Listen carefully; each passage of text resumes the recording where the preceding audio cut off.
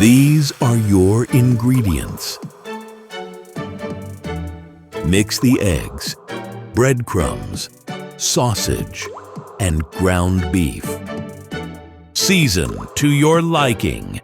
Have your meatballs rollers. Get to work. They are having so much fun. Sauté the garlic in olive oil. Then add chicken broth to your pot with medium heat. Sauté the meatballs. Cut up the celery, onions, and carrots. Add the vegetables to the broth. Reduce heat to medium.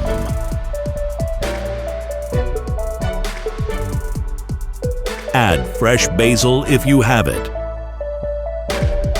When meatballs are ready, add to the broth, boil water, and add azzini di pepe.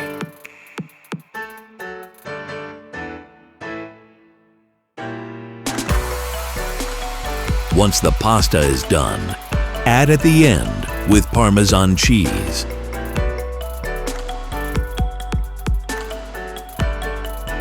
Enjoy!